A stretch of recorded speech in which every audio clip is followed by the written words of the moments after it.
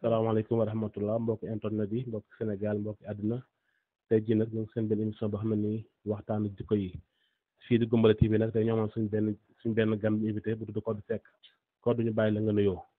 waaw salaamaaleykum Cheikh maa ngi lay nuyu di nuyu waa Goumbala TV di nuyu sama yaay di nuyu samay mag ak samay rak di nuyu samay xarit di nuyu sama tante yëpp képp daal maa ngi lay nuyu góor ak jigéen mag ak ndaw su ma limee damay juum maa ngi nuyu ñëpp. waaw Codou ñu bëgg xam ne yow yaa ngi dëkk Mbour ban ko nga jóge si Mbour ñëw fii seen Goumbala TV bi. waaw maa ngi jóge quartier 11 novembre. waaw quartier 11 novembre laa jóge ñëw Goumbala TV bi.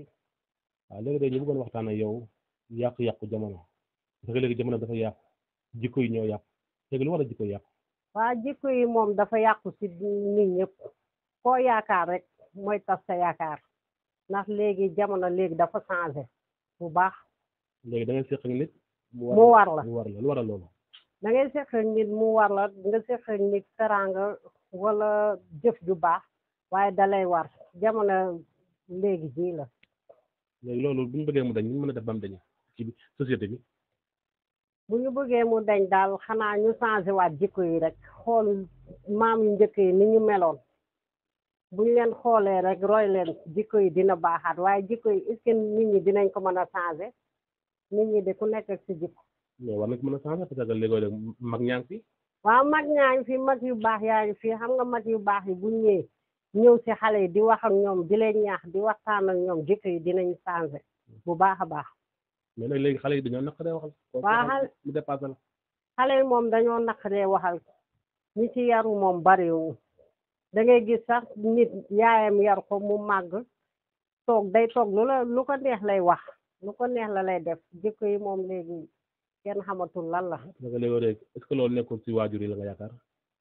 xam nga nit di nga jur sa doom defar ko ba mu màgg waaye xale bu génnee si mbedd ña muy àndal dañ koy yàq ndax xale day génn dem te yow doo ko topp fépp fu mën a dem doo ko topp jikko yi moom ak jikkoom yow bi nga koy yar si biir kër gi ak bi muy wane si mbedd bi du doon benn nit jur na doom te jëlul jikkoom.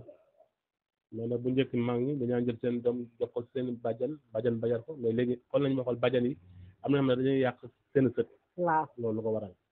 waaw mooy xew-xewu jamono rek bu njëkk ba bàjjan da lay yar la ni mu la wala yare waaye léegi jikko yi moo changé xale yi moom daal ñoom daal dañoo tël seen tawu bopp lu leen neex rek def. xanaa xale léegi seen papa nekkul ci kër gi. nit da ngay jur doom sax sa papa ne ci kër gi waaye da ngay teggi waxi kilifa yow daal sa waxu bopp daal mooy sa kilifa bopp. mais loolu ko war mais yow mi borom kër gi nga takk soxna pour mën sa kër am nga fa baat. waaw góor ñi moom ñi ci am baat bariwul da ngay gis ñoo xamante ni amuñu baat bu bari ci seen biir kër te doom yi xale yi xam nga am na xale yoo xam ne neex na ñoo yar am na ñoo xam ne ñoom mooy lool rek. mais góor war na am këram dana fa am baat parce que moo joxe dépense bi. waaw am na góor yoo xam ne moom am nañ kilifa seen biir kër buñ fa waxee ne lii mooy am loolay am. loolu boo ko gisee rek ci yar bi la yar rek la ni nga yaree sa doom rek noonu lay continuer waaye xale yi moom mooy loolu. mais man yaakaar naa ne lu mu mënti métti daal war nañ mën a toog di waxtaan ak xale yi parce que jikko yi vraiment métti na lool xale yi mbedd mi lu la neex def doo wax ak kenn muy bu jigéen ba ak bu góor ñoo si yem daal loolu daal vraiment war nañ mën a xool saafara bu ñu ko saafara daal ci penc mi daal. waaw xanaa ñu ñaan yàlla rek yàlla changé lépp. yàlla changé jikko xale yi daal moo ngi noonu kenn mënalu leen dara lu leen neex def lu leen neex wax fu leen neex dugg fu leen neex dem waaye doom boo ko juree yar ko ni mu ware mu génn changé beneen jikko boo xamante ni yow xamoo ko ci moom te yow yaroo ko da lay yéem. mais loolu mais pourquoi léegi dañoo wax xale yi léegi kenn amul droit dóor leen boo leen dóor dañu yëpp leen ci yoon est-ce que loolu moo tax yenn paanaay ñemu ñoo kii xale yar xale yi.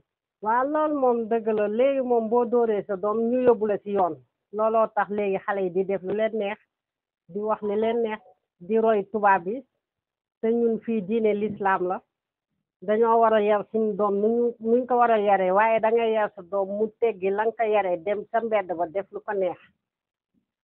kon émission bi mu ngi jeex ñu bàyyi nga sànni kàddu mujj rek nga nuyoo. waaw Cheikh maa ngi leen nuyu di nuyu sama yaay di nuyu Gumbale TV yëpp maa ngi leen di gërëm seen télé bi yàlla na fi yàlla def barke ci barke Serigne Babacar. ok merci Codou Seck lañ invité woon mu dëkk fii si Mbour 11 novembre kon ñu ànd ak Gumbale TV xam naa nañ joxaale rendez-vous ba leneen incha allah.